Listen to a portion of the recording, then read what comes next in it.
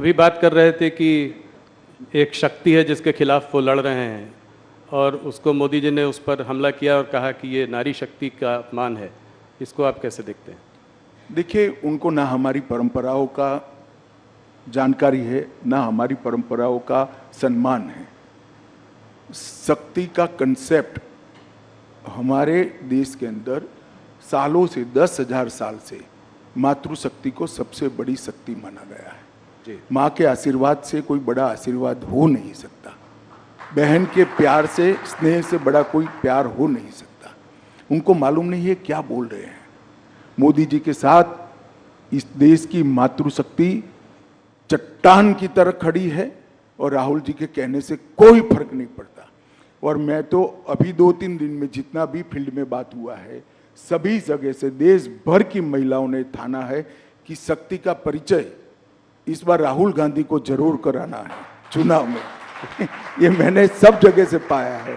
और मैं देश की मातृशक्ति का भी आह्वान करना चाहता हूं कि नरेंद्र मोदी जी ने आज़ादी के बाद देश की महिलाओं के कब से आकांक्षा थी कि नीति विषयक निर्णय करने में और देश के कानून बनाने में देश की माताओं बहनों की हिस्सेदारी हो, और वो मांग कोई पूरी नहीं कर पाया।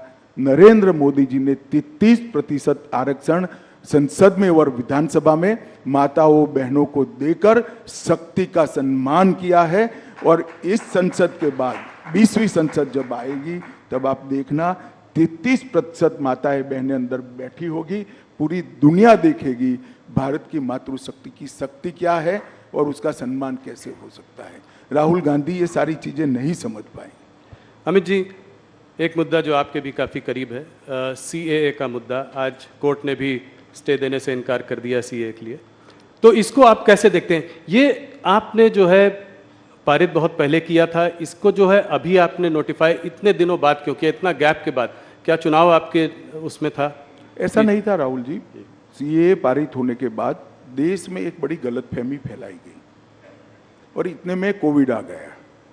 हम डेमोक्रेटिक कंट्री में है, जब किसी सच्ची चीज के लिए गलतफहमी फैलाई जाती है तो जो पार्टी इन पावर होती है इसका दायित्व होता है कि सच्चाई लोगों तक पहुंचाए।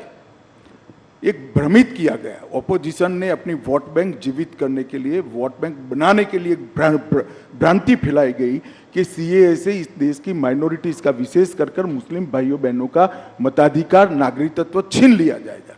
जबकि है उल्टा, CAA से किसी का नागरिकता नहीं जाने वाला है। CAA नागरिकता देने का कानून है। सिख, बौद्ध, जैन, क्रिश्चियन, हिंदू, जो सारे भाई 3 देशों से प्रताड़ित होकर आए हैं, वो सालों से यहां बैठे हैं, उनके पास नागरिकता नहीं है। उनके नाम से संपत्ति नहीं खरीद सकते, सरकारी नौकरी नहीं ले सकते जी। किस प्रकार से इनका जीवन व्यतीत होगा? एक करोड़ों लोगों की परेशानी को कांग्रेस के पास इसका जवाब नहीं था। वो अपनी वोट बैंक की पॉलिटिक्स में ही मशगूल थे और पूरी भ्रांति फैलाई कि CAA थे देश से मुसलमानों की नागरिकता चली जाएगी। मैं फिर से एक बार, अनेक बार कर चुका हूं, फिर से एक बार स्पष्टता करना चाहता हूं, इस देश के मुसलमानों को डरने की जरूरत नहीं है। CAA नागरिकता लेने का कानून ही नहीं है, नागरिकता देने का कानून है। और जहां तक CAA का सवाल है, एक कांग्रेस के आजादी के वक्त महात्मा गांधी, जवाहरलाल नेहरू, मौलाना आजाद, सरदार पटेल, राजेंद्र बाबू, सबका वादा था कि जो पाकिस्तान, बांग्लादेश और अफगानिस्तान से आएंगे वो सारे शरणार्थियों को हम नागरिकता देंगे।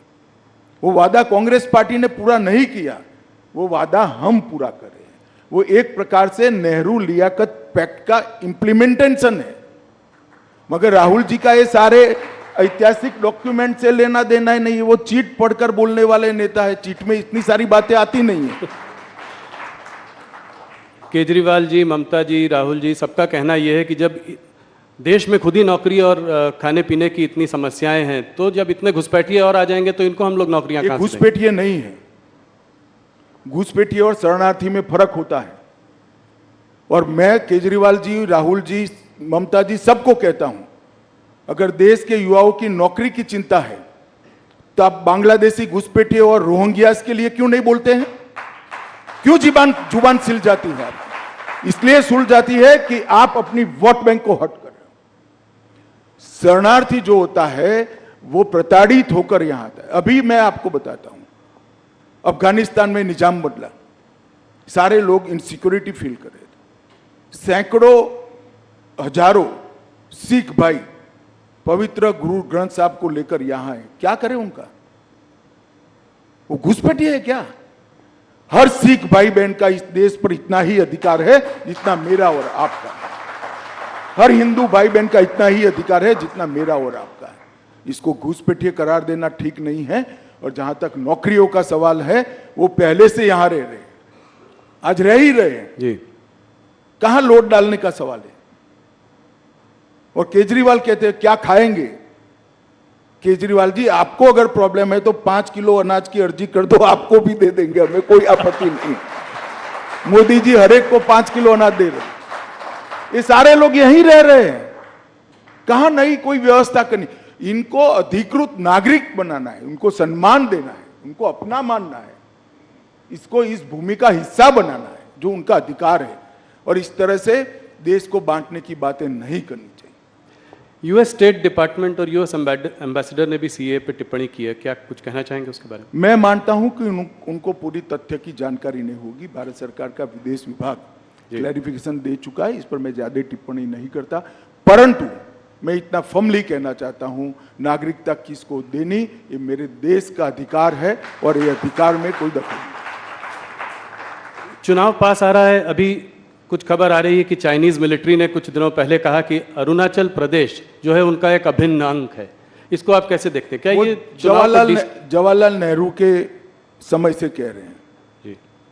और बहुत बड़ा हिस्सा वो उस वक्त हड़प भी कर गए।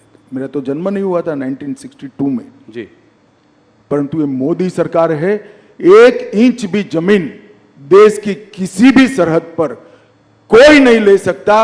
ये हमारा भारत की जनता को वादा है। अमित जी, एक सीए से रिलेटेड सवाल है और आपने भी पहले इसकी बात की हुई है कि ये क्रोनोलॉजी की बात हुई थी कि सीए के बाद एनआरसी आएगा। एनआरसी की बात आजकल कम हो रही है, क्या इसको ये माना जाए कि इस मैनिफेस्टो में ये रहेगा या नहीं रहेगा? ऐसा है जी। राहुल जी, ये भ्रांति फैलाई जा रही है। एनआरसी कांग्रेस के वक्त आया हुआ कंसेप्ट है। एनआरपी चिदम्बरम साहब जब गृह मंत्री थे तब गवर्नमेंट कंटिन्यूअस प्रोसेस होती है, हमने इसको आगे बढ़ाया।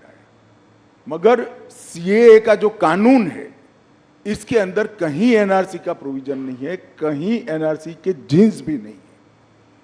कृपया देश की माइनॉरिटी को डराना बंद करिए, स्पष्टता से बताइए कि सीएए से किसी की नागरिकता नहीं जा सकती, और ये वास्तविकता है। नहीं, पर एनआरसी क्या बीजेपी के मैनिफेस्टो में होगा? अगले टर्म में इसको देखेंगे? अब मैं तो मैनिफेस्टो कमेटी में अभी ड्राफ्ट कोई आया नहीं है, जब पार्लियामेंट्री बोर्ड के सामने आएगा तब देखेंगे। परंतु मैं इस मंच से इसकी घोषणा भी नहीं कर सकता, परंतु मैं इतना स्पष्ट कर देना चाहता हूं, अभी देश के सामने सीए का कानून है जिसमें एनआरसी के कोई वायरस नहीं है। क्या कहते हैं, इस पिछले आपका जो 5 साल का कार्यकाल रहा उसमें आप लोगों ने बहुत बड़े काम किए। 370 अभी सीएए की हम लोग बात कर रहे थे, एक यूनिफॉर्म सिविल कोड की भी बात हुई है और इसको आपने जो है उत्तराखंड के गवर्नमेंट के उसके माध्यम से शुरुआत भी की है। तो क्या अगले 5 साल में ये एक बड़ा मुद्दा रहेगा भारतीय जनता पार्टी का? आपके मैनिफेस्टो आपने कहा कि अभी आप नहीं बता सकते, मगर आप राहुल जी, यूसीसी लोकभोग्य भाषा में कॉमन सिविल कोड, ये आज से हमारा मुद्दा नहीं है जी, 1950 से हमारा मुद्दा है। इसके लिए मेरी पार्टी ने आंदोलन किया है, जनसंघ था तब से करा है, और हम इससे हट नहीं सकते हैं। हम मानते हैं कि पंथ निरपेक्ष देश में सभी के लिए एक कानून होना चाहिए, इसमें किसी से कोई मतभेद, और हम इस बात को जनता के सामने मुखरता के साथ रखेंगे। उत्तराखंड सरकार यूसीसी लेकर आई है और इस यूसीसी पर इसकी अब सोशल, लीगल, जुडिशियल सभी प्रकार की स्क्रूटिनी होगी, और उसके बाद में कोई एक कॉमन मत भी बनेगा देश का। परंतु यूसीसी भारतीय जनता पार्टी का देश की जनता को वादा है। हिंदू हो, मुस्लिम हो, सिख हो, ईसाई हो, बौद्ध हो, ये सभी ने एक कानून से जीना चाहिए। धार्मिक स्वतंत्रता में कोई दखल नहीं करनी चाहिए। लग्न की पद्धति क्या हो, अपने अपने धर्म के हिसाब से हो। परंतु कानून एक होना चाहिए, ये हमारे संविधान निर्माताओं ने तय की हुई बात है। ये कोई भारतीय जनता पार्टी का एजेंडा नहीं है। हमने यूसीसी को हमारे गाइडिंग प्रिंसिपल्स में एक्सेप्ट किया था, जिसको अंबेडकर जी, सरदार पटेल, जवाहरलाल जी, राजेंद्र बाबू सबने स्वीकारा था। ये सारे कांग्रेस के नेता थे जी, और सबने स्वीकारा था कि उचित समय पर देश के विधानमंडल और देश की संसद इस देश के अंदर यूनिफॉर्म सिविल कोड लेकर आएगी। एक आदर्श हमारे सामने रखा था, जो पूरी करने की दिशा में भारतीय जनता पार्टी की उत्तराखंड सरकार ने, हमारे मुख्यमंत्री धामी जी ने इसको आगे बढ़ाया। डीएमके ने आज जो है